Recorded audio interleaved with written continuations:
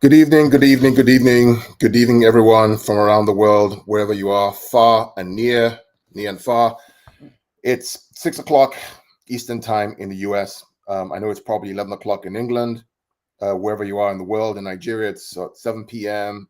In Hong Kong, it's probably about morning now. Welcome to the show. Welcome to Pitch Points, working with True City Fan TV and Vader Games TV and the Mancunian Way and my good friend Ade. Welcome to everyone to the show today. We have a really good show for you guys today. A really good show. I want to welcome Mancunian Way. Welcome, brother. First time you're here. Yeah, good evening. Good evening. By the way, I love that intro music. I felt like I wanted to go and have a little sleep there. I felt like I was in a bit of a rainforest. That's the whole idea, mate. It was great. Welcome, Martin. Good to have you on. For those who don't know, Martin, share your handle so that everybody knows where you are on Twitter and on YouTube and where they can find you. Yeah. At Horsey Sitter, if anyone wants to listen to my views. Yeah, at Horsey City, and we're on YouTube at the Mancunian Way, and TikTok, and Instagram, and everywhere else. We've got to get to the moon yet, but we'll be there shortly. Absolutely. And for those who follow Martin and I on Twitter, Martin and I have vigorous debates. You think what's on Twitter is bad? You should see our private chats, man. But the good thing about it is that I actually learn from him a lot.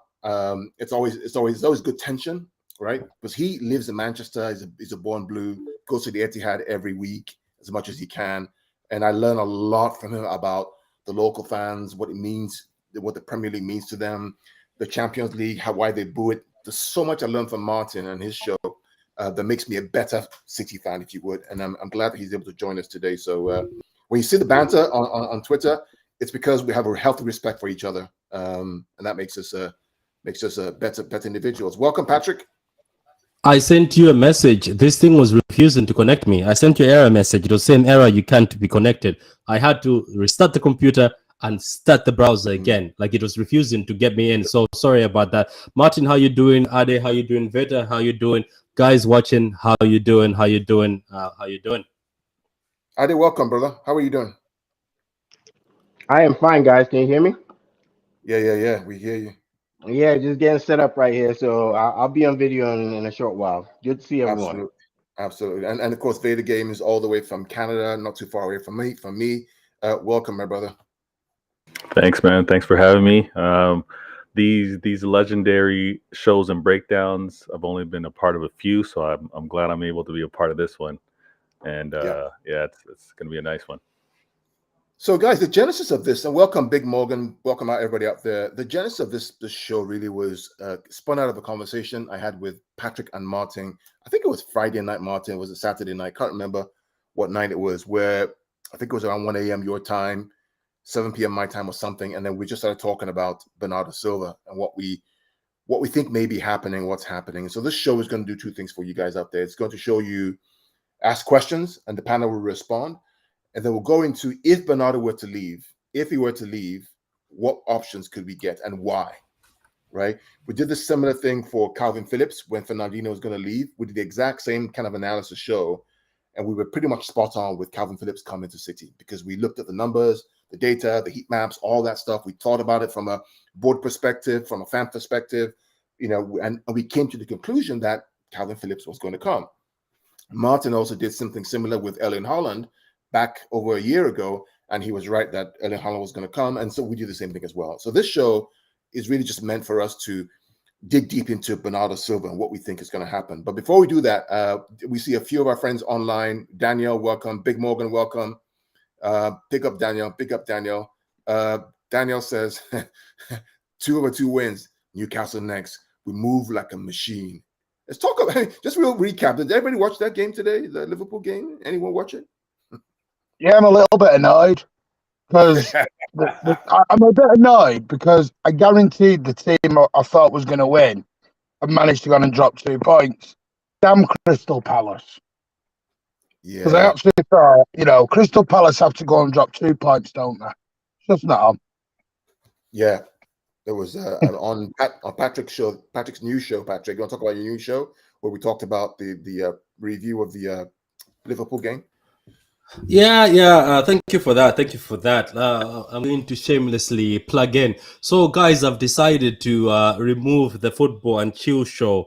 It was on episode 6. It was an amazing show because Veta loved it because it was calm and we could speak about all types of football. We love football a lot, so we could speak about other teams.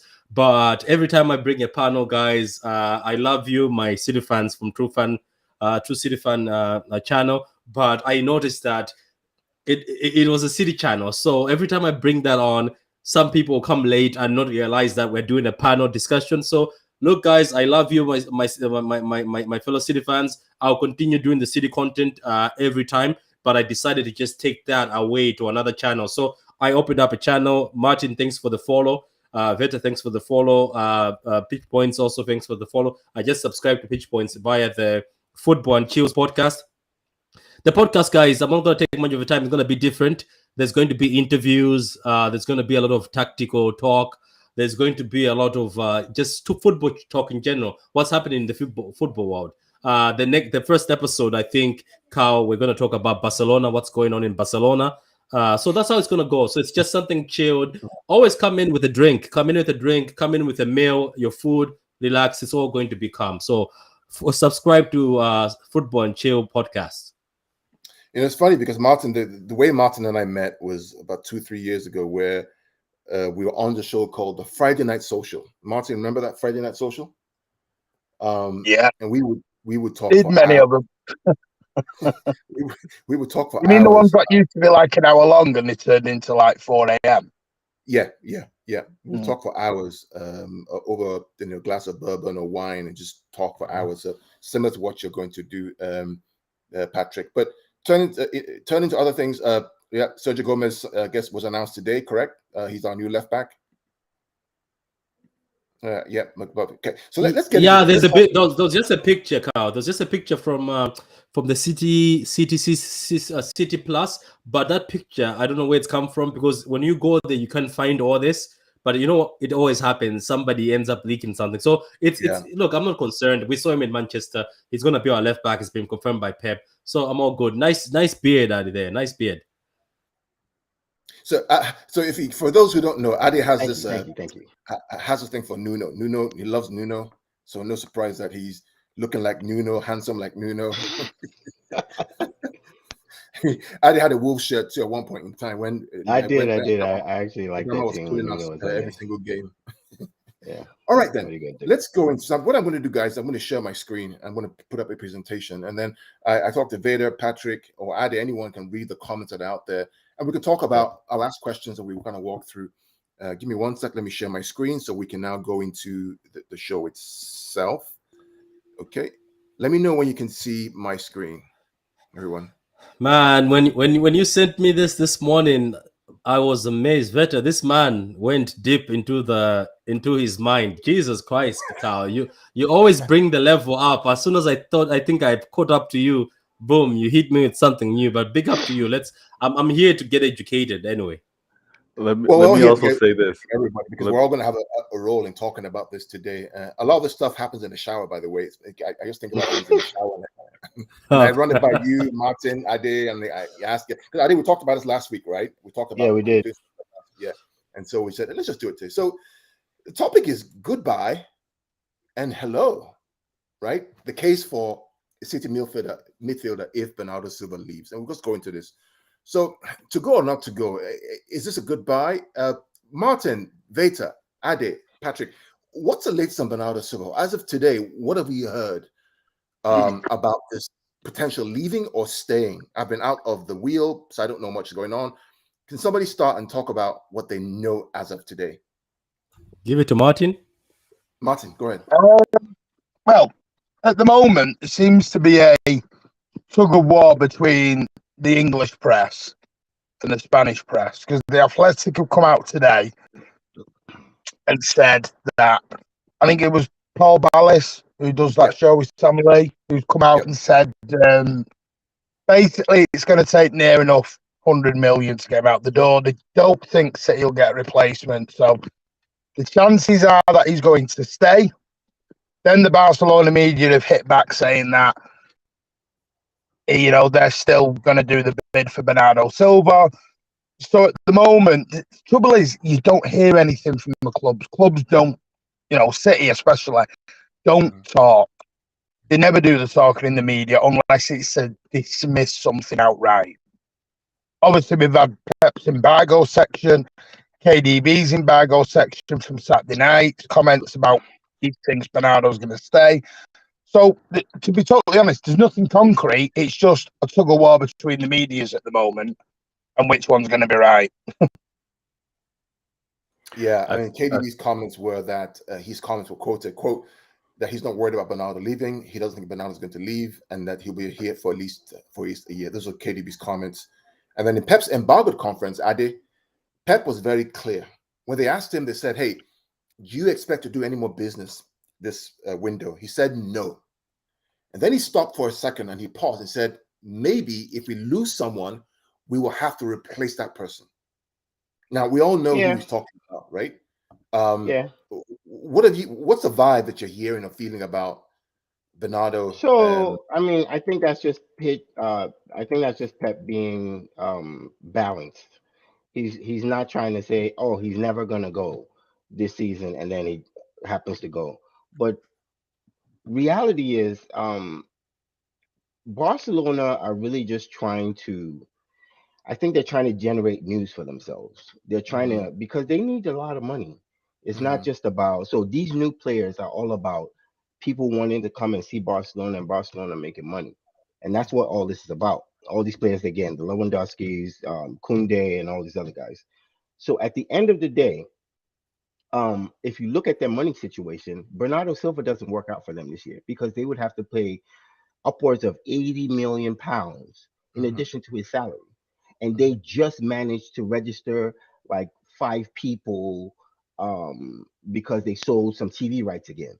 So when you put all that in context, I think the news they're generating is more like future. It's after the season. I can see Bernardo leaving after the season. This season, it's really, really, really unlikely that they come up with that money, come up with the salary, and then we make a deal where, because they will have to get rid of Young or sell some more TV rights to get the money enough to get him to us. And all that happening in a short amount of time, I don't see it happening. So I think it's more, so all this stuff about, and that's why KDB was like, I see Bernardo saying, like, that's bottom line. He's not Pep. It doesn't have to be like managerial in his delivery. He's like, yeah, I see him staying. We love him. He's staying. Next season, I think he probably most likely leaves. But this season, he's not going anywhere. And Vader, and that's kind of why we put this chart here about the 3 quadrants, right? Or the 3 arcs, if you would: time, price, and replacement, right? Those are the 3 things about this deal, right?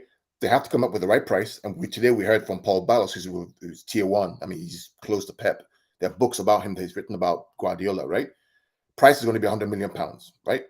Time we have left is 2 weeks left. And then we also have to have a replacement. When you factor all those 3 things in, what's the likelihood of this happening, in your opinion?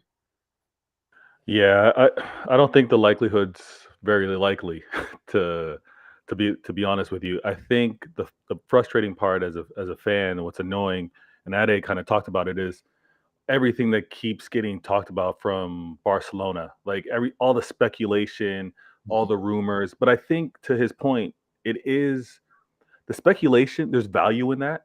There's value in, oh, this good quality player can come to the club. So I think it's just to remain interested or interesting in the media and in the news, because that may get more suitors with regards to the deals that they're trying to establish. So Bernardo always being talked about, I kind of get it. I've removed myself from it, but there's no way.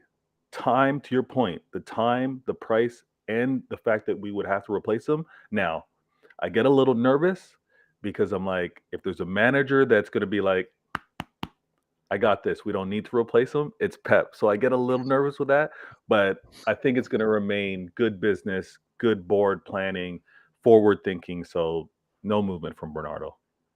And Martin, I mean, that's a good point that Veta makes. And Martin and actually Patrick come to this.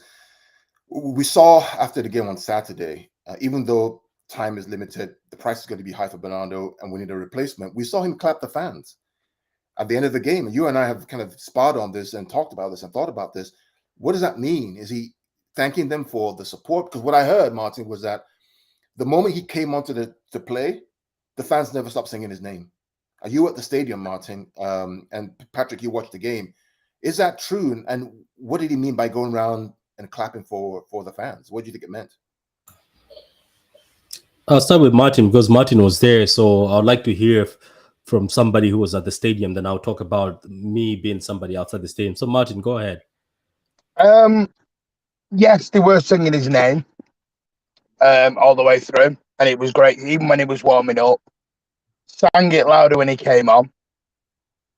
But yes, he did stay behind on his own and went to all four corners, all four sides, took his shirt off, gave it to a young person, which was lovely, and then made his point of being the last person off the pitch. Mm. He did make the point of being the last one off. Funny thing, the thing that spiraled it out of control is because he was then on a plane to Spain that night. Mm. That was the thing that sparks everyone off then. Now, to add his point, he just said that about Barca not having the money. It's not so much the fee, it's more the wages that Barca would have to try and move around, because the wage, it all depends what City do. If Barca come with that 80 million and City go, we want the money up front, we want, say, 50, 60 million up front, and then we'll do the 20 over amortization over 4 years, then fine, he can't go. If Barcelona say, if City go, all right then, well, 80 million quid, and you start paying us like they have with Ferran Torres, because don't forget, they've only just started paying for Ferran Torres. Right. They basically had him for free for a year. Then it's a different talking point. They have got the money for that. They just have. They'll just activate another lever and away they go. Because they're trying to, it looks like Aubameyang or Memphis Depay might be going out. There's no guarantees of Frankie de Jong staying at the moment, because the Barcelona fans have now turned on him and calling him all sorts of things, because the Barca fans have decided that they're going to back their club rather than a player who's being more or less screwed at the moment, let's be honest. So I keep having this, about this debate with you, Carl. I keep changing my mind on it day in, day out. I don't know how to see it. It all comes to me. Do I think there's no chance of him going? No. I think it's 50-50 for me goes. Apparently the rumours are he's agreed his personal terms. You've got to remember, a year ago he left his house in Manchester and went and got an apartment in the city centre rented. So he was sort of already bags packed and out the door 12 months ago. So for me, I'm until it, I keep saying it comes down to this charity game on the 24th. Because I'm telling you now, there could be some trickery or whatever's played in this game. This game is not just a charity game. I'm not having it. I'm not having that this charity game has suddenly just appeared on the calendar of, hey, look, let's all do a nice charity game. And there's not going to be anything over there when Laporte has spent 2 months telling us how great his relationship is with City and the board. Yeah. Yeah. So, I mean, I'm 50-50 with it. I really am. And Patrick, what about you? What was your sense of when you left the stadium and waved to all the fans? What was first of all, to me, I'm gonna come from another angle. For me, he looks like a man who's been defeated. What I mean by that is, it looks like a man who wanted to do something and it didn't work out. For me, it looks like a guy who said, "Yeah, Barcelona will cough up the money, and I'll be gone from here, and they will certainly take me first." Because this is the funny thing, right? The profile player between all the players that Barcelona are signing, who's the best player? Bernardo Silva. People are trying to tell me getting Frank Kessie, yes, on a free, I get it, is important. Frank Kessie, who's Frank Kessie? We just known him for a few seasons. Getting somebody like the guys that getting Alonso, why are they prioritizing people who are not Bernardo? This is just me. If you know that Bernardo is the main focus and your number one target that you've been telling us for the past years, that's what the Barcelona media are telling us. Why wouldn't he be the first one? Why, as soon as you sell those shares of yours or whatever, those rights to anything, why is he not number one out of the door? So for me, I have a feeling that Bernardo is not going anywhere. I have a feeling that it was going to happen, but I have a feeling that he looks like a man who's been defeated. That's what I think. Looks like a guy who had something planned and it's not worked out. And City have said, dude, you know we don't stand in the way of our players, but tough luck, your people are not coming to with the price. What do you want us to do? Maybe that sort of what do you want us to do? Barcelona is not coming because there was an article by someone saying, but Bernardo Silva is disappointed that Barcelona haven't come with the money yet or haven't lived a part of the deal. It was there for a while lingering around, but now you hear the vice captain De Bruyne come up and say, I don't think he's going anywhere. Like in a sort of, I don't think he's going anywhere. And he's also not hinting that Bernardo is staying forever. He's hinting like, I don't think anything is going to happen within this window. To be honest with you guys, Martin, Ade, Kao, and Veta, I'm going to say one thing. If by any chance, right, especially with that friendly match you're talking about, which I don't like it, because why are we accepting? And the way sometimes we are so casual with Barcelona, especially the press with Laporta and Pep, where Laporta was making jokes about Bernardo Silva as if he owns shares in City. I didn't like that. I like the way Pep said you will struggle to get him. I like that answer. If Pep just laughed it off, I was going to say, but you're right about that. That friendly. And then Laporta says, oh, is Bernardo going to be playing in that friendly? Do you remember that hint he said? I remember. Yeah, then Pep said everybody is going to be playing, not only Bernardo. Those hints, like, look, at the end of the day, Martin, as you say, if we go to Barcelona and Bernardo says I'm staying, and when we are leaving Barcelona, we take either Xavi or Frankie de Jong, I'm not going to cry over it. I'll be like, fair play, because Xavi has told Barcelona, you signed Bernardo Silva, I'm not going anywhere. But for me, I'm telling you this, there's just the feeling that with the time left, with what De Bruyne has said, with what some people who are reliable, who get briefed by their club, are saying the club will not take anything less than 100 million. I doubt Barcelona will have time to bring all that. Yep. If Barcelona pull this off, I swear, I will never doubt Barcelona again. If they pull this, well, this takes us to the next slide, right, Beta, where we talked about time, price, and replacement, and the more I think about it, and I talked to Martin about this as well.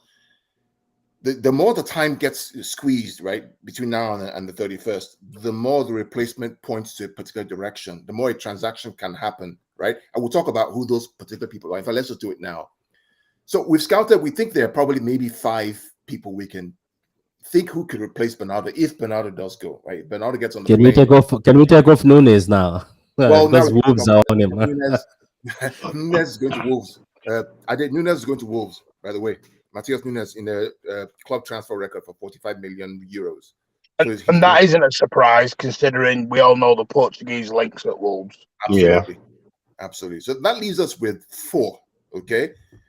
We have Lucas Paquetá, the guy on the left here, with the Brazilian shirt. We have Jude Bellingham, who is at Dortmund right now. He's 18, 19. We have Nicolo Barella, who is a fantastic baller in Italy for Inter Milan. And then we have Frankie de Jong, who is under duress at Barcelona, and who, by the way, has the same valuation as Bernardo Silva, who, by the way, has refused to sign for United. He doesn't want to go to Chelsea. He is not loved by the Barcelona fans, and Pep loves him to death. So we have these 4. And when we look at what their current financial situation is, all right, for all these players, these are the contract end dates. Frankie de Jong has 2026, Paquetá 2025, Nunes, well, he's gone now, right? Barella 2026, and then Jude is 2025. The valuations right now are, these are from a transfer market, 70, 35 to 40 million, 35 to 40 million, 70 and 80. It's interesting because Wolves are bidding 40 million pounds for Nunes, and we got that number kind of spot on right here. The salaries are crazy. I mean, look at Frankie's salary, right? £474,000 a week. Paquetá is £49,000, Nunes 10,000, Barella 75,000, and Jude is 50,000. Yeah, obviously Liverpool want Jude Bellingham. They're trying to get him next year, but lots of fans love him. I'm still on the fence with him, but let's talk about how these guys all pair up against Bernardo Silva. What's their stats, their data, technical, defensive, attacking, and the heat map versus Bernardo Silva. Guys, anything else you guys want to pick up here that you see that's interesting that you want to talk about? We move on to the next slide. No, it looks fine. I mean, I see the Frankie De Jong salary. He'll need to take a significant pay cut if he's Yeah, coming we to need to City. take a pay cut. A significant one. We need to take a pay cut. Yeah. So I don't know. Yeah, it looks good to me. Okay, so let's go to some of the analysis right here. Let's look at, okay, so what we have here, guys, out there in, and Beta, any comments right now? So for anybody commenting, you want to read the comments out, or anyone? Big Morgan says Bernardo's on 150K a year at City. I've been hearing that's probably one of the reasons he's a bit unhappy. So Big Morgan might be up to something there. CM City says the claps for me means that he is more likely leaving as possible, or it's just for me. I believe that's more, showing the fans that he appreciates them and he really loves them, even though he might want to leave. It's a way to let the fans know that I'm still a Blue, even though I want to leave. It's not personal. It's just a difference of opinions with the club. So for me, that's kind of what it seems to me. But it's anybody's guess as to why they. Anybody's guess. Those are few of the comments. But if you were to leave, Martin, Jude is someone I know you guys love particularly, Martin. A lot of the local fans love Jude Bellingham. One is English, two is young, three he's a good player. And when he came to the Etihad for the Champions League, Liverpool want him. for Liverpool want him as well. We compare his heat map to Bernardo's on the right, Jude is on the left, and the heat map represents the average time that a player spends in a particular position over the course of the season. This being last season, for example, so 2021-22, throughout the Bundesliga campaign for Dortmund and the Champions League, Jude Bellingham's heat map, where he played positionally, averagely, is on the left-hand side, and Bernardo's on the right.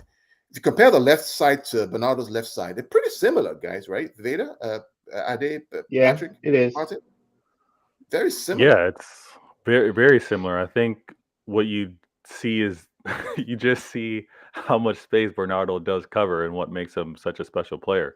But yeah, it is very similar. I do. The question I want to ask is whether you've seen this, and maybe we can talk about it as we go through the slides. But the understanding of their strong foot and weak foot, like knowing whether both players feel more comfortable having the ball on either foot, because we know how dominant Silva is with that left, but he's still an amazing, effective player. But yeah, these heat maps are very close, and I understand why so many people, rate, other than yourself, rate Bellingham. Yeah, the thing with sorry, go on, Go ahead, Martin. I was going to say the thing with Bellingham is he ticks a lot of the boxes. Age, you got to remember that this lad is still. You got to remember this lad came on the scene at 16 at Birmingham, and United wanted him then, and he chose, as many youngsters do, they choose to go to Dortmund because they all know at Dortmund. This is why I got so upset with Brighton. Sorry if I'm going off sort of into a cul-de-sac here. I don't mean to. If you look at Brighton, the idea for Brighton, why I think Cucurella got annoyed was because the understanding is you go to a Brighton, you earn your stripes for a year or two, and then you make the money and you go to a bigger club. That's exactly how Borussia Dortmund work. They did it with Haaland, they'll do it with Jude Bellingham, they did it with Sancho. They bring in young players out of academies that aren't getting the plaudits or the game time that they may need or want, and they play them. They literally play them week in, week out. They played him in all the big games. They gain that experience. Now, what I like about Jude, he's big, he's versatile, he's strong, and he glides across the pitch. Absolutely, looks like he's ice skating. He glides so eloquently and so confidently with the ball. He's got a really good engine on him, good pass. But one thing I think you'll see with all these heat maps is none of them cover any of the ground that Bernardo does.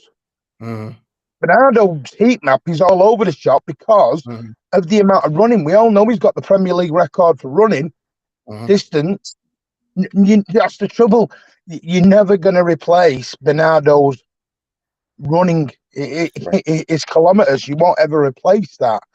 But with Bellingham, what I like about it is, imagine him under Pep. He's only going to get better. He's still young. He's going to get better, more hungrier. And that's why at the moment he's what, 19, 20, and he's valued at what, over 100 million. Right. So Yeah. You know what? I So- also, I mean, ahead. there's the physicality and there's him learning his position and ability, but you also can't teach size, right? I like the dimensions of him as a player, and if he can be molded to kind of think the way Bernardo does, Yeah. it would be a nice advantage. Okay, so for me, I have a slightly different take on this. Like, I understand the heat map gives you their work rate, and that's fine. They're close to similar, but you'd be hard pressed to find somebody with Bernardo Silva's work rate. The difference between the two players is in the possession of the ball. When they possess the ball, the intelligence to be able to get out of a tough situation, to go back and read the game, pick up the ball from the goalkeeper, push it up, or when you know that they're having trouble moving the ball up. Those little things that Bernardo does, the short passes, being able to operate in tight spaces. Bellingham's strength is being strong and going forward, kind of like Gondo does sometimes, where he'll shoot forward and try to get a goal. Bernardo's main job is keeping possession and holding the ball, frustrating the opponent, drawing them closer. That you learn with experience. He's like Bernardo Silva is, and this is kind of, it will be like a slight, but it's not. He's like a little bit more of an energetic David Silva, or when maybe he was similar to David Silva when David Silva was younger. But David Silva, the experience he learned later on is why he was able to really still operate at almost the same level of intelligence on the football, where he controls the game, the short passes, he reads it, he knows where to move in and out of spaces and draw the defenders out. That's exactly what Bernardo Silva does. And no disrespect to Bellingham, he's not at that level yet. He's at the level of he's learning the game, and I get that. So that's the difference for me. Absolutely. There are two things that I want to just bring to bear here. Number one is the little pentagon down below, right? So the top three data facts here are the creativity and the attacking parts. The green is Bernardo, the blue is Jude. So attacking wise, Bernardo's better. He has 68 points over 65 points for Jude. Technically wise, Bernardo again is better. He has 71 versus Jude 70. Creativity is about the same. That's what they say here. But on the defensive side, right, you see that Jude actually has just 2 points more than Bernardo. And on the tactical side, which is basically defensive positioning, tactically, Jude has just a bit more than Bernardo, which is why the heat map, you can see that Jude's heat map in the defensive third is a bit brighter than Bernardo's on the defensive third. And I remember looking at Bernardo's heat map 2 years ago when he was or 3 years ago when he just in the 17-18 season. He was lopsided on the right side because he played along the right side. Jude is still young, so it's no surprise that he's right-footed, and naturally the right-footed players who play midfield are normally heavy heat maps on the left side. That's why Declan Rice has a heat map that's heavy on the left side because he's right-footed. Bernardo's left-footed, so when he started off with City, his heat map was heavy on the right side because he's left-footed. But now Bernardo's become this all-around creative player who covers the ground, and now you see the equal distribution of the heat map across the attacking third of City going forward. It really is an amazing, picture of how these players are close to each other. Which, Martin, to your point, you've got to remember, he's learned that from Pep though, because he wasn't doing that at Monaco. If you look what he did at Monaco, he wasn't a runner all over the pitch and going. That's come with Pep. Now, you think about it with Bellingham, I didn't realise this till I looked earlier. Jude Bellingham is nearly 10 years younger. 19, 18, Bernardo's 28. 19 or 18, yeah. And we see how close they are. Exactly. 19. We're seeing how close they are now. I'm just thinking Bellingham with 10 years under Pep, he can actually, but saying that, I'll be honest with you, I don't see Bellingham as a Bernardo replacement. I think he'd be more of a Gundo replacement. But I know that's a different subject. Absolutely, yeah, but Martin, you know that you right there.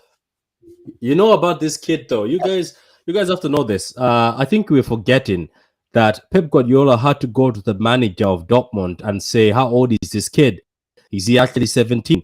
This kid plays football as if he's not young. And when you look at him, I know, Carl, you don't rate him, and No, no, no, maybe no. we'll get you. I'm 50-50, right? Maybe Yeah, I'm trying to rate him. we'll try to get you on board with this one. There's something special about this kid. I was surprised when they were looking at him at United. I was like, what's so special? I was like, why would Bellingham retire a shirt of a kid? Why were Bellingham fans crying over this kid? His brother also seems to have not fallen far away from the tree. The brother seems to also be a baller. But this kid under Pep, my God, as Martin is saying, I think this kid will be different gravy under Pep because there's potential there and there's a high ceiling. This kid has a high ceiling that he can become a world-class player because what he did to us in those games, even though we beat Dortmund, he played as if he's the guy who's mature in the team. He was actually bigging up his teammates, saying, "Let's go, let's keep going." Like that's what I like about Dortmund. They give freedom to these youths, and they are able to say things. Like Haaland in that team used to high five people, and him and Jude Sancho were like leaders, but they were kids. And for you to think that he's just 19, and we're looking at his hit map, and we're looking at all the stats that he's close to Bernardo. Yes, nobody run as much as Bernardo, but Martin has made an excellent point. Was Bernardo running as much at Monaco? No. Bernardo at Monaco wasn't pressing as much as this. All he was doing is he was known as bubblegum because the ball stuck to his leg. Nobody could get the ball away from him. The reason why we got him, obviously, we were looking for a replacement for Bernardo Silva. Even though the first years we thought, my God, this guy is not as good as Bernardo Silva, but I know as David Silva, my bad. But now we've seen that he's actually the closest thing to David Silva. I think Jude could actually be great, even if the fact that Bernardo, by some miracle, doesn't leave. It's actually Gundo that leaves. I hope they give Gundo a contract. I think adding Jude wouldn't be bad to that midfield, regardless, because our midfield is actually becoming older, and adding Jude would actually be an advantage. And I think he can become such a great player under Pep. I'm just sad that what's his name? Southgate doesn't play him as well as he should. Doesn't play him how he's supposed to be played. But Jude is a star. I think this kid is a star. And if we manage to get him away from the hands of Liverpool, who I hear the rumors that have been speaking to him for the past few seasons, I would be happy because this kid can cause trouble in that Liverpool midfield. Trust me. Vader and Martin, just kind of close this one up here. What stops us right now from getting him either this year or next year? What's prohibiting us from doing that? Dortmund won't sell two of their prize assets in one window.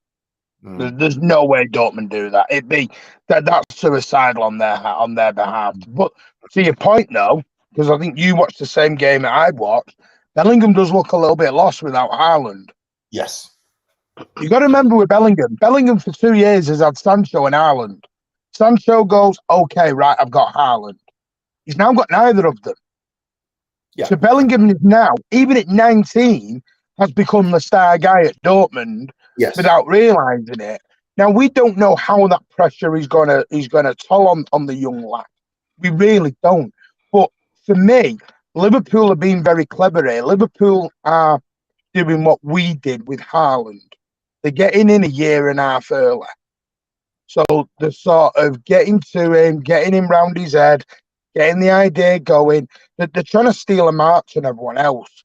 And for me, going back to, and even if it isn't Bernardo, you've still got KDB 31, 32 approaching. Gundo, even if he signs a new contract, you're still going to need to replace him. And I like the idea of replacing someone while they're there rather than after they've gone. I'd rather be, I don't like being reactionary on things. I like them to be the other way. So for me, it ticks so many boxes. But for Bellingham, do I see him as a direct Bernardo replacement? No, because I think he could replace 2 or 3 players. You could have the same conversation with Bellingham, with KDB, and with Gundogan for this kid. Yeah. I think I'm in line with Martin. Like I think Patrick is trying to tell us Jude Bellingham it could be a great player. I don't deny that. I think he could be a great player. I don't think he's to what we're talking about. I don't think he can replace Bernardo Silva. He can replace Gundo if Gundo goes and develop into the type of player Gundo is, but he cannot replace because the skill Bernardo Silva has when he was at Monaco, he still has it, which is the ball at his feet. You can't take it from him. That's not the Right. kind of player Jude Bellingham is. So if we're talking about a replacement for Yeah. Bernardo, that's not it. Vader? I And- think you're gonna, Carl. I think Yeah. you're gonna when Veda goes after Veda goes, you're gonna have to read most of the comments, Carl. There's so many. Yeah.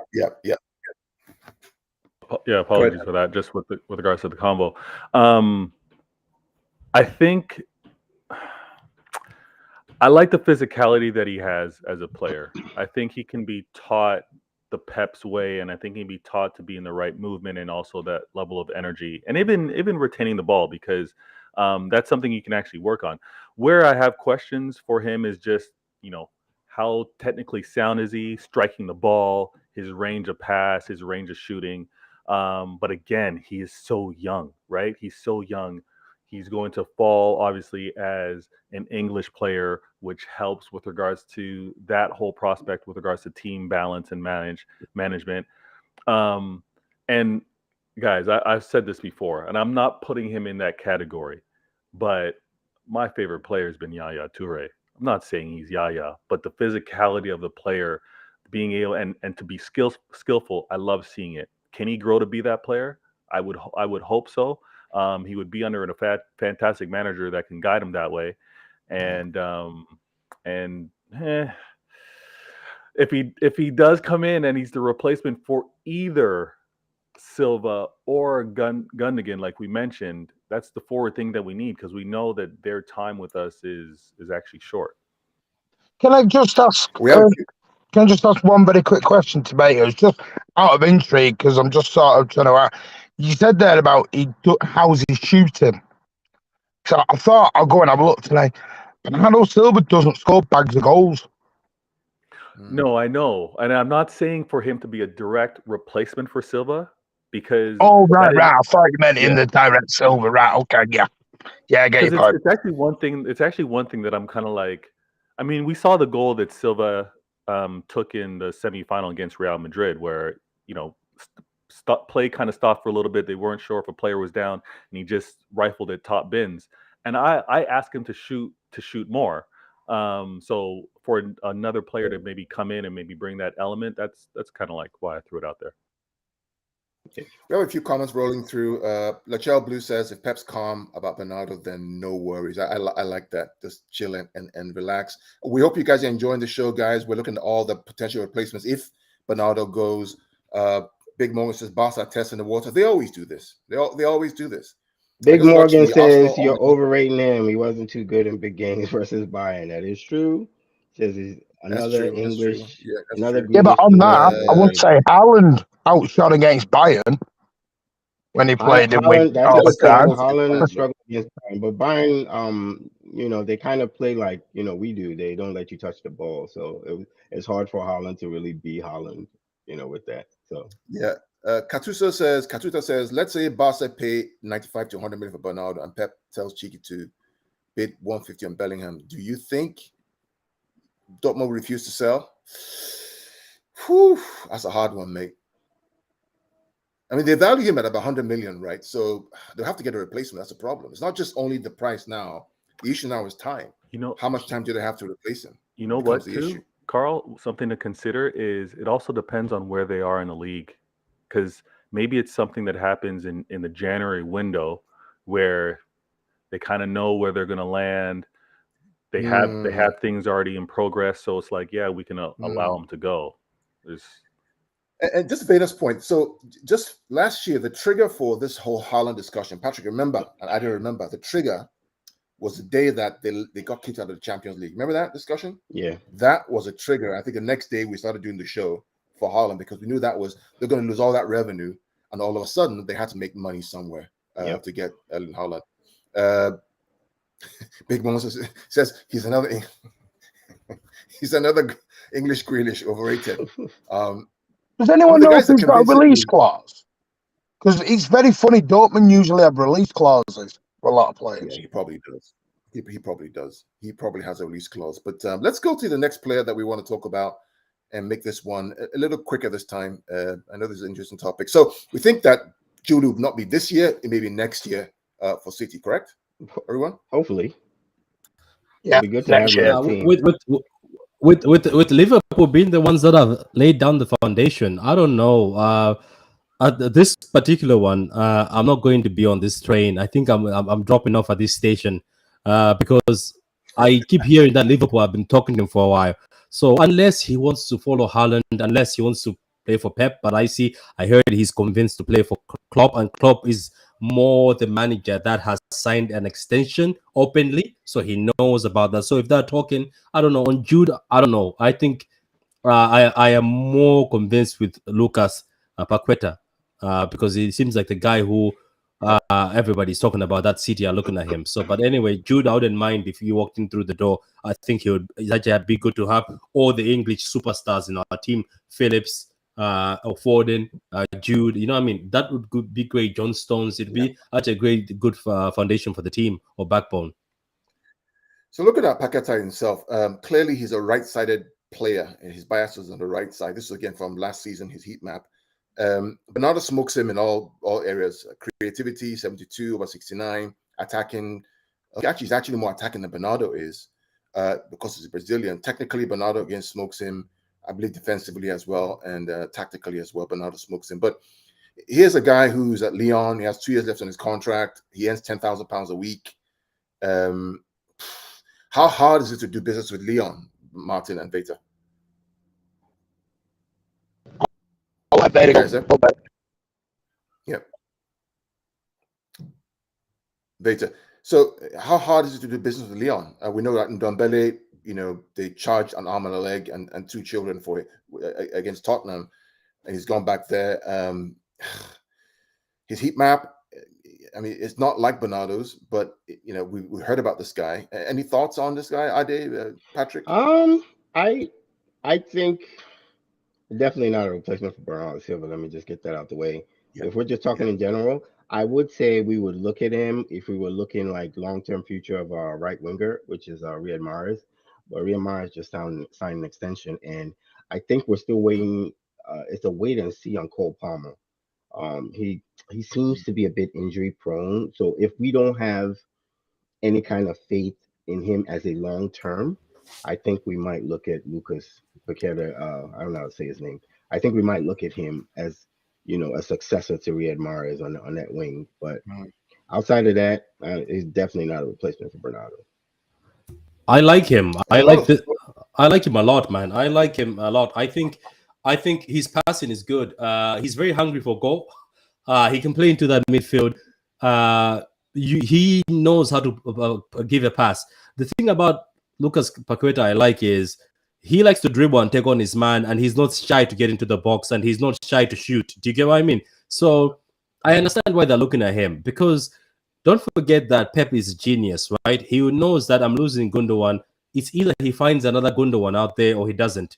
If he finds another sort of player that's a different sort of play style, I'm pretty sure him as a manager would be interested to say, let me go for this guy. As I say, Paqueta reminds me a bit of De Bruyne with his passing, but he's more aggressive. It's more, Brazilians. It's more, I'll take you on. And Ade is a bit right here. He's a midfielder, but he likes dragging himself to the wings a lot. That let me go play this side. What I can say about this guy, if he comes in, I wouldn't, because he's very quick. I would not mind, because that midfield will be very quick. So for me, this guy is a yes. Unfortunately, I am not very happy. Carl, I told you, I just found out that Husson, is it Houston? Was it Husson? Yeah. Who is just 24 years old, by the way. I didn't know. He's going to Nottingham Forest. That guy, I can say today, if I saw him walking through the door with Paqueta, I would love that midfield. If I saw Husson come in here, because that guy is, on his day, he ripped us apart. Unfortunately, he's got a brother who is a bit greedy and likes breaking down these big moves. So maybe I think Husson just wants to leave France by going to Nottingham Forest, but I don't see him staying there for so long. But Paqueta, I wouldn't mind getting Paqueta. I remember a year ago, 2 ago, we talked about Husam Awa up to death. I mean, we thought we were going to get him. There was a lot of stories about him. He's a baller. But with Paqueta, yeah, he's good. He's a good player. With this Paqueta guy, I like his energy. Has a lot of energy. Is it a Bernardo replacement? Not directly, not similar, but I think he can be molded into that. And then he has a contract to 2025. His wages is, I mean, he earns 10K a week, right? That's what he earns compared to what our players earn. So the deal won't be hard to make. And the wages, the issue now becomes Leon. How much time do we have to get a replacement? Do they have to get a replacement? And will Leon deal with City in what, 10 days or so? Did you hear? They've Did you got hear? financial issues though. Leon have Yeah, got Martin. major financial issues at the moment. Martin, did you hear about the owner of Leon? He's another Daniel Levy. Yeah, but they are seriously in the mud for money at the moment. That's why Aouar's just gone out for like 15 million. They're literally just clawing anything they can get back. Now, I know for a fact the club have scouted Paqueta. They have absolutely looked at him as a Bernardo replacement. They've looked at him. They've sent scouts to do assessments, watch. So it's definitely on a list. Whether he's top of that list, I don't know. I don't know where he is on the list. That's the thing with City. They have 4 or 5 on a list. They don't just have one. They have a list of where they'll go down to, I suppose. Mm-hmm. Let's see some of the comments here. Yes, Big Morgan says Leon have money problems. Jesse. Hey, Jesse, how are you, man? How you doing, Jesse, man? Pick up to you, Jesse. Yeah. Another good guy. Sorry, Jesse, about United, mate. I thought, you guys are going to be Brentford. It's just unfortunate, but you have a chance at Liverpool. Don't ever apologise for that, Carl. Don't ever apologise for United getting hammered. Jesse's a good guy. Jesse's a good We picked the wrong team, didn't we? Kamal says the reality is stylistically we won't find a Bernardo replacement. True. Yeah. But Pep, being the genius he is, may look to tweak the midfield dynamic. What do you guys think? Why we're on this topic? I want to listen to Veta, Carl, Ade, and Martin. What do you guys think of Marketing? Because Marketing, I thought he was going to just stay around the first team, and then he'll get a few minutes in the FA Cups and stuff like that. Because Marketing is a rare talent. If you looked at our academy, not many can also keep the ball as Marketing. Like, do you know how they call Bernardo Bubblegum? If you watch Marketing, nobody was taking the ball off his feet. He plays as if he's a Spanish player. So what do you think? Do you think it's a good thing to send him on loan? Because I've seen on loan he's played a few minutes, but they keep putting him on the bench. Who does he play for? Who does he come in for? I mean, like the FA Cups and I was thinking the FA Cups and Carabao Cups. But the trouble is, this is the problem. It's like Carl said ages ago. These lads have won the EDS title for the last 2 years. And I think Pep even said it was it yesterday or another? He mentioned it very, very not so long ago that these players have now finished with the EDS. They're done with that now.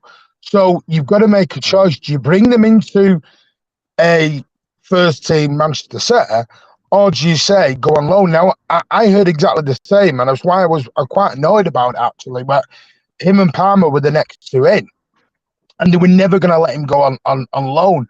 But then I listened to the Man City Spaces with Hassan and all them. I think you were in it, Kyle. And there was a comment in there that made me think, Martin, I think your internet is cutting off. Can you hear me? It's cutting off. No, you're cutting on and off. I can hear you. Well, you can hear him. Sorry, is it just me? Oh. Yeah, but we can hear. Go ahead, Martin. No, I was just going to say, I think thinking about it, it might have been sign the contract, get you out on loan, and if you don't make it, we get a decent fee for you. I don't know. McAtee is a strange one. It is a strange one, that one for me. But like I said, who does he replace? There's about 4 or 5 players in front of him. That becomes the issue because if he stays on the bench, he doesn't improve. Yeah. Right. He doesn't improve. So he has to go out on loan and get game time. Yep. And hopefully come back. Let's talk about the next one here, and everybody knows how much I love this guy. Everybody knows in the world. It would really hurt me if he went to Chelsea because I just think that if it's not at Barcelona, right, I think he just has to come to us. But I'll let you guys talk about this. But Frankie de Jong and Bernardo Silva, look at the heat maps of both players. Look at the numbers in terms of the Bernardo in green and Frankie in blue. Frankie beats him technically. Bernardo's better in the attacking sense. Bernardo's better with creativity. And I believe defensively, Frankie's probably a little better, and tactically, Frankie's better, way better. And the heat map tells us that Frankie actually spends a lot of time all over the whole field, but really between the middle boxes, right? You see, Bernardo's more towards kind of the attacking box.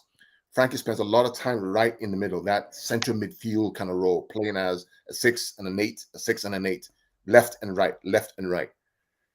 We talked about this before about Frankie de Jong, about the potential of that swap between the two. Martin, did you want to talk about that some more? What your thoughts are around the swap, the potential for that swap? This for and how me, the transaction could work? yeah, this for me is why I'm 50-50.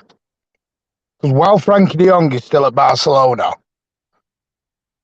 that's how Bernardo leaves. And I come back to this charity game. It's a very simple deal, as you said, Carl. It is a very, very simple deal to get done. And it actually solves all Barcelona's issues and solves our issues in one big go. 20-minute conversation at the Camp Nou next week. Both do the medicals there. One stays, one comes home with us. And I know people think that's so simplistic, but that is the only way at such a short time this deal gets done and everybody's smiling by the end of it. It is the only way this deal gets done. You go halves on his £14 million wages, he's off the books, Bernardo goes, he's happy. Because the one thing I will say, I was a little bit annoyed at Bernardo on Saturday night, not because he went away, but because use your brain. With all the speculation going on, you don't need to be pictured at an airport going out to Spain. You use your noggin a little bit, use your brains. So he was badly advised on that stage for me. It just sparked all the speculation back off again. So it's the only way this deal gets done. There is no time to negotiate with Leon, no time to negotiate with Dortmund, because as you said, they've got to get replacements in. This Frankie de Jong deal, no money, £7 million, bang, done. Yeah. And Barcelona have history with doing swaps, right? I did it for, I believe, the player that they sent to Inter Milan or Juve. I can't remember his name, Veta or Patrick. Is it Pjanic or some player? Whoever's online, Pjanic. I think let us. I think it's Pjanic who came from Juve. And I don't think. I mean, to Martin's point, go ahead. I was just going to say, I don't think he lived up to what his potential was going over to Barca. But this Frankie de Jong, it makes a lot of sense, right? It's kind of like we've all played Monopoly, and it's kind of like I'm trying to fulfill my 3 colors, and you're trying to get your 3 colors. I have one of yours, you have one of mine. Let's swap and make everything cool. It seems like it could be that easy. The thing that I would want to ask is, and I missed it, but how long is his contract for? Like, would it require us now only having him for a 2-year spell and having to revisit an extension, or what do you think it would mean if this swap were to happen? His contract is till 2026 with Barcelona. The problem he's having right now is that a couple of things. Number one, the club don't want him because he's the highest wage earner in the club. It breaks their new wage structure, right? And he earns $474K a week. The club owe him, what, 17 million pounds or so in deferred wages. He didn't take a pay cut. He took deferred wages. The rest of them took a pay cut and deferred the wages.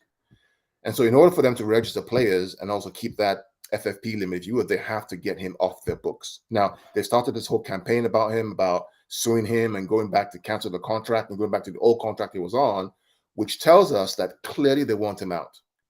I don't know how they reverse that and he goes back to a club that wants to sue him and get out. And the fans are already booing him in the stadium. Now, the option for United, in my opinion, is not a valid one because he doesn't want to go to United. Doesn't play Europa League football. Doesn't want to be part of a project. He likes to join a team already in the mix, if you would, right? In terms of the swap, the valuations for both players are literally the same, about 85 million, literally the same, based on the contract length. Each has about 3 years left on a contract, about that, right? So valuations are about the same. Wages are different, but you can get around that by offering him a wage that's within the city wage structure. Because if not, he's still going to take a pay cut at Barcelona, or he goes to United and not want to play football. So for him, right, it's literally which club is available for me to join that's in Champions League, a place where I want to play, that can give me a wage that's commensurate and good. I may not get 474K anyway going forward. So the deal really is literally in our opinion, a swap deal between the two. A swap deal between the two. It just, as Martin said, come next week, they do a nice romantic, swap shirts at the Camp Nou. Everybody shakes hand, wages here, and play a game, charity. Everybody's happy. Everybody goes home. And I think, Patrick, what it's do you because guys it seems so easy. It's because it seems so easy. I think people, I get they're finding it hard to believe, but the thing is, he can't stay at Barcelona because of his wages. He's not going to give up his 14, 15, 16 million quid that Barcelona want him to do. What Barcelona are doing to him is personally disgusting, if you ask me. I mean, I wouldn't want to stay at a club that's going to screw me over like that. I think it's Yeah, wrong. it is. I think if the issue is the wages, then I mean, I don't. While I would love him to come to City and be a replacement for Bernardo, if the issue is the money, he's not getting that at City. We're not going to pay him 470 something million pounds a week. It's just not going to happen. So to me, that's a non-starter. It's just there's no way to go from there. If it's a money issue and he wants to get paid this money that Barcelona owes him, why would he come to City and take almost 100 million pounds less? So I don't see how that works out. But if it does work out, it's great. It just doesn't seem realistic if it's about the money. The issue is it's a dream, isn't it? Well, think about it is from his perspective, right? If I stay at Barcelona, I'm going to get reduced wages, right? No, he doesn't have to. If he doesn't agree to it, they'll fight unless it out. He doesn't leave. Yeah, they'll fight it out. He could be another Garrett Bale. Who knows? And say, you know what? I'm not leaving. You just pay me my money. Like I want my money. Like you guys owe me money. You're not going to bully me and say, yeah, you can go away. No, I'm not going away. Give me my money. That's a fact. So it's possible he can be that. That's a scenario that could happen. Yeah, it's very possible. It's a very possible scenario, especially if he's not, if there's not a trade made this season. He could very well say, "That's fine. You want to keep me on the bench." It looks bad for Barcelona because they're trying to bully the guy because you owe him the money. Yeah. So what are you going to do? That's true. So if that happens, though, then they don't get Bernardo. They don't exactly. Right. So that's why I started off with this. I don't see how Bernardo works out for them right now. Next season, if they come to an agreement with De Jong and he says, you know what, I might leave, blah blah blah, and then all of this comes back, all these analysis comes back and says, okay, we can go from here now. But right now, with the problems they're having with registering players and Frankie De Jong, and they're talking about Marcos Alonso, it sounds ridiculous to me. Like Barcelona just seems like they want to be in the news. They want to be in the news so bad. You know the funny thing about the whole deal. So I watched the Barcelona game this weekend. I watched them against was it Almeria or some club, some club, Huesca, something like that, right? And it was horrible, man. I'm sorry, I didn't mean to laugh. Big Morgan says, could he not come to City and United pay his wages? Big Morgan, you're a comedian today. McLovin says Bernardo is stressing an entire fan base. I hear you, buddy.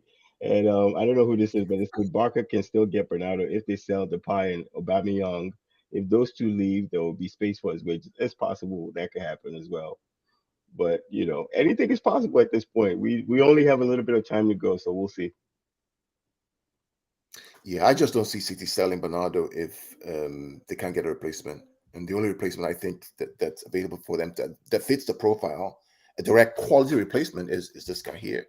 And if he's not going to leave, to your point, Ade, the deal ain't happening. Yeah. You can't have Kessie, Frankie De Jong, Gavi, what's that boy's name again? The Pedri. And those are the guys Patrick were talking about. All these young talents that they have, and then you're going to throw Bernardo in the mix. What do you do with that young talent? You tell him to sit on the bench again?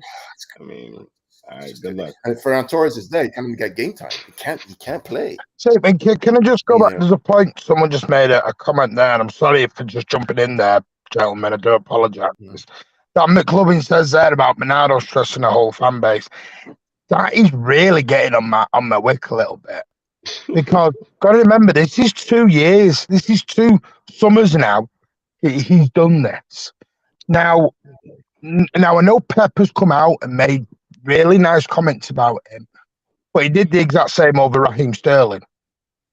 Told everyone that Raheem Sterling was amazing and everything else. And we all knew behind the scenes they weren't getting on and weren't talking. And it wasn't so much the West Ham game, because I understood the West Ham. Like Carl said, what bugged me over Saturday was, tactically, there was no reason to drop Bernardo to the bench. Now, Bernardo Silva last season played 35 out of 38 league games. He was virtually the first guy on the sheet. And now he can't get in. So, for me, Pep can dress it up every way he wants, but trust me now, Pep will be peeved off with him. Because he's always said, you're not happy, don't be here. I don't want a dressing room with someone's bottom lip dragging across the bottom of the floor. That is no good to anybody, that at this point. It's no good to anyone. And the thing that's made it worse, it's so public now that Bernardo wants out, to the extent where he's agreed terms and he's gone shopping for houses in Barcelona and everything else that he's done. He's done everything but put the Barcelona shirt on up to now. It's at a point where it's like, come on. I mean, for me, I don't even think he gets the season. I think if he doesn't go this summer, I think he 100% goes in January. I think he goes in January and City will replace in January. Because Pep said a week ago, something he never says, we've got January's window. Pep never mentions January windows. We very rarely, other than Laporte, and I know we've signed a couple of others, but we generally stay very quiet in January. So, I think if Bernardo doesn't go this summer, I think he goes in January. I think we spend now till January getting a replacement in for him. I don't think he sees a full season. I mean, if there's one thing we've learned from the past two games, Martin and guys, is that, Gundogan, and we don't appreciate this guy enough, Ilkay Gundogan. Always quiet, never complains, never creates a fuss. Does things quietly, leads the team. He saved our season last year, guys. Ilkay Gundogan. Yeah. He saved our season. I mean, fact. Scored the 2 goals, got us to the championship. This season, gave Haaland the assist and scores the opening goal last weekend. I don't think it's just even last season. Remember the season where Gondo was the highest goal scorer on the team? The whole my Twitter name is Gundaloria, right? And the reason why I picked that name was because of that season. Gondo was fantastic. Because that season was a Mandalorian, right? We know Mandalorian was one who saved Baby Yoda, and they had all that stuff. And that was the season where Gundo was playing ball. And I guess a light bulb came on, just merged the two, and here we are. Yeah, and I'm with Martin a little bit on this. You're a genius. I get the frustration. I get the frustration with Martin, and I'm there too. I think because I've actually told Carl this offline. I don't think we have Bernardo Silva next year, come what may. I think Bernardo Silva is gone. My only thing is, I feel like anybody trying to do a deal with City right now, it has to be a great deal. We're not going to let him go for some measly amount because he's grumpy. No, it's going to be a great deal, just like we got for Sane, and then he'll be on his way. I think that at the end of the day, even be it the January window, but most likely next year he won't be on the team. I think this is just too much of a distraction. So it's not that I think we're going to have him forever and he's going to change his mind. No, I'm far gone from that. He's a great player. But I think he has made it clear that he wants to leave, and we just have to find the best deal for him come summer or hopefully January, and then we just move on. We need to move on. Yeah, I know, and you know what, and that's the comment I was about to say, Carl. I have also been saying this. I think I told you that I have accepted that the fact that he wants to go, and we were in the Martin. I think all of us were in this other cocoon where we were begging. Let's be honest, all of us were saying, please don't let this be right. Please stay. But I think it reaches a point where you're like, you know what, this guy doesn't want to be here. I'd rather have an academy kid who wants to fight for the badge or who wants to stay here. I'm not trying to say, and I said something, and people went after me on Twitter saying, how dare you say this? He fights for the team. Don't get me wrong. I don't say Bernardo Silva doesn't go and give 110% on the pitch. You have to understand that we're trying to say that we can't go through this every season where we are having a player working for Barcelona every season. All he's doing is working for Barcelona. Let me give you an example, a simple example, and maybe this you understand. Let's say you've got a boyfriend or a girlfriend, And every time you go out, they're always twerking with somebody else, the girlfriend or the boyfriend. Either way, they're always with other people, and they're dancing, grinding. You know, those sort of dances. Don't you have enough? You had enough. You go at home and have that conversation and say, my friend, every time we go out, or every time I am at work, I hear you go out and this is what you do. I think I've had enough. You cannot go on forever. So this is what we're trying to say. As City fans, we love Bernardo Silva. That's the reason why they were singing his name. But we can't have this every season. That's why I say two things, Martin. I said, number one, it's either he comes out himself as a player, and say, I am dedicated to Man City. I'm staying at Man City. I love Man City. And he mustn't go to interviews and say, when they ask him, what about Barcelona? He says, I have no comment, but you never know what happens in the future. Those comments he makes during his interviews, he's leaving an open door. Have you seen De Bruyne, what he says? I'm staying at the club. I think I'm addicted to this club. I'm here to stay. That's why they all say. But if you say, oh, I don't know what the future holds, do you know what happens? Barcelona, Laporta is smiling, saying, yeah, keep on saying that. Number two, sign the contract, extend the contract, and it's done and dusted. But in the meantime, we know that the agent and himself, they give an open window for these things to go this far. For Barcelona to have the guts to go after our player, it's because there's an open window. How come Madrid are not going for De Bruyne? Because they know De Bruyne shut the door. They're not going for Foden because they know they won't get him at all. So, guys, for me, I think he either comes out and says it, but I have a feeling by the way he's talking with the statuses, even that status. I'm sorry, I'm talking too much, but even the status he wrote after the fans clapped him. Do you know, guys, if he wanted to close this whole Barcelona thing, that statement, he could have said, thank you, fans. I'm here to stay. I love the club. But all he said is, thank you, I love the club. But he never said, I'm here to stay. Because guess what? He's leaving an open door just in case the Barcelona deal happens. That's what I'm saying. But this is what I said to Cal yesterday. He hasn't shut this. Nobody's ever shut this Bernardo stuff down. I mean, I said to you, didn't I, Cal? Pep has had ample opportunity in the last 2 days to shut it all down and go, he's not going, it's too late. And nobody said it. But Martin, Pep said that if we do lose a player, I'm assuming that we all know who he's talking about, we will get a replacement. Which forces this argument about this particular guy here. Because I don't think we can go after Lucas Paquetá or Nicola Barella or these other guys. There's one option. There's only one option. It sounds daft, but sadly, Pep does not suffer fools.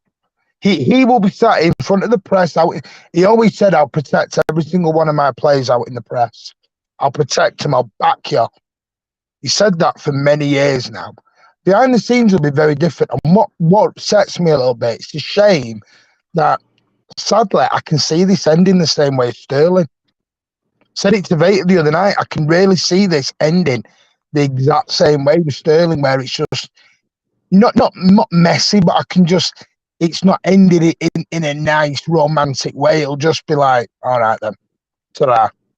And it's sad. It really is sad. It really is. It was just, and maybe I'm looking into it too much, because here's one thing. That was the last home game, presumably, until, our next home game is the 27th, 28th against Crystal Palace. I think it's 27th. That's 4 days before a window shuts. So if he is going to go, he's gone before then. So Saturday was his only time to say goodbye to the fans. That was his only time. Yeah. But in my other head, on the other side of my head, I'm going, well, Harry Kane did that and he stayed. So Harry Kane did a lap of honour and went by at Wolverhampton Wanderers, if we all remember. So, and gave away his boots and walked off in his underwear. So I'm just, you know what? I'm drained of it all. Just make a decision. I'm drained of it all. Listen, I'm not Mahrez's biggest fan, but at least he said, I'm here to fight. Yeah. Bernardo Silva ain't doing that. Martin, I think he can't say anything because it's not in his control. It's all up to Frankie de Jong right now. Because if Frankie doesn't go, there's no way to get Bernardo Silva. I don't think there is a way to get Bernardo. If Frankie stays on the books, I don't see how to get Bernardo Silva. Oh, no, he's only Frankie has to go. And there's someone in the comments, I don't know who it is, says, say Pep won't go after, or wouldn't suit Frankie. Pep wanted Frankie de Jong before he went to Barcelona. We were 100%. literally in talks for weeks with Ajax trying to get Frankie de Jong to Manchester City, and he chose Barcelona over us. So this is a player Pep likes and likes very much. Yeah. I watched the game again last weekend where he was playing when he came on. He came on about 60 minutes. And I watching him play, I was like, wow, this kid would ball in this team. He carries the ball. He progresses the ball all the way from the defensive third to the attacking third, and he gives that last pass. You know how a player would carry that ball, dribble through the middle, and then in the last third, give the last pass, which is why in his heat map, you don't see a lot of action in the penalty box. Because what he does, he carries the ball to the last man, right? Kevin De Bruyne carries and passes. Gundogan will play in the pockets. This guy carries the ball all the way through the midfield, kind of like Bellingham in a way, but across both sides of the field. It's just, you know, it's we'll see what happens. Yeah. We'll see what happens. But this guy's gone. Forget about him. Yeah. I'm over it already. Nunes is going to Wolves. Yeah, Nunes is going to Wolves, so he's gone. I know Chelsea wanted him. Somebody just joined us as well. Let me see who joined us on the channel. Martin left and joined us back. Yeah, sorry, I lost the signal there. It was Patrick's fault. He preempted it. Yeah, so Nunes is gone. Let's not waste time with him. And then the last person here is this guy from Italy, Nicola Barella. I put my wife's name there. Imagine that. So he's the one, but I don't think this is happening because 2026. Wait, chill. What did you do? Nicole. I put my wife's name instead of Nicola. Yeah. So you so we're signing up. It was late. It was like 1 a.m. in the morning. Okay, no, I know. My bad. Yeah, okay. Yeah. But I don't think this guy. We thought about him, but he's a good player. But I don't think too much money. He's an Inter. He's a key player for Inter. He's Italian. They don't like to really come to the English league. I don't see him coming. But of all the people that we have, guys, I mean, what do you guys think? Is Bernardo coming? Is he staying? What's happening? What's our final verdict on this whole Bernardo Silva saga? I think it's possible that he leaves in the January window, like Big Morgan said. Martin said. Other than that, I'm not really worried about this, man. I mean, everybody thought it was the end of the world when Sane left. When Sane left, everybody thought it was the end of the world. Like, oh, we let this young, super fast winger go. Oh my God, what are we gonna do? We moved on. So he's a great player, but we'll move on. We're not. I think City is too big at this point to worry over players. Like, we're a big club.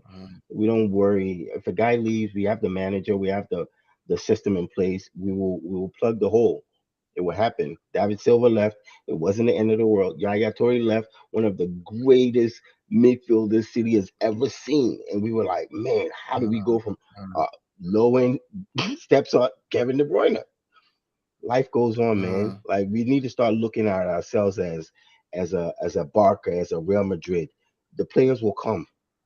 The system is in place. The players will come. I'm not worried about Bernardo Silva. I love him to death. I think he's a fantastic player. But if he leaves, man. We move on. Maybe we get Frankie. Who knows? We might pull a rabbit out of a hat again. We might get another Diaz in the back where nobody was checking for Diaz. All of a sudden, Diaz is one of the best center backs in the world. We move on, man. We're a big club. Absolutely. It's 50-50. And then, unfortunately, time is running out. And the more time runs out, the less Bernardo Silva is likely to leave, in my opinion. I think it gets closer to the end of the window. Two things can happen. Either Frankie comes or Bernardo stays. I don't think we go up messing around with Paquetá or all these guys out there. I think that it's just too close to the end of the window, and there's too much time has gone in order for us to absolutely wrap Don up the deal. Don Smoke says this is the beauty of not having a system built on a single player. Correct. Our system will rise again. I think, man, I can't even say better than you just did, buddy. That's it right there. Yeah. When a software engineer talks, that's what happens. That's just it right there. That's a beautiful statement. That's it. Patrick, you want to wrap us up? I mean, everybody's been on the show for about almost an hour and a half now. We hope you enjoyed the presentation today. Again, the guys want to get together and just talk through, our thoughts around this whole Bernardo deal. I hope he stays. I love the guy. I think he's a baller for us. I mean, I think with when he starts cooking in the big games against Liverpool, against Chelsea, against United, and you have an Erling Haaland there, you have De Bruyne there, it's going to be sick. But Patrick, guys, you want to wrap us up, Patrick? Yeah, let me wrap this up. I'd like to thank Martin, Ade, Veta Games, and yourself, obviously, Carl, for pitch points for the invite. Guys, in the comments, we always appreciate you. I'm not going to do a name shout out because at this point in time, we're sort of family. So like the vid, guys, like the vid, share the vid, subscribe to the channel. Let's get pitch points to 500. We're currently on 200 now. Let's get pitch point to 500. Get them to that half 500 mark. Yeah, subscribe to the channel, man. This guy goes deep into investigation to investigate all this stuff, get all this research, which is amazing. And big up to Martin. Go to Mankinian Way, such a lovely channel. I'm still waiting for the invite, but the invite never comes, gets lost in the post. But such a lovely channel, Mankinian Way. Go subscribe to Mankinian Way, and obviously, yeah, and then also subscribe to Veda Games, which is also a very good channel, very humble. It's sort of a different atmosphere at Veta. He's calm and collected, and he always interacts with the people. So that's it from us, guys. Until next time, we'll see you. Peace.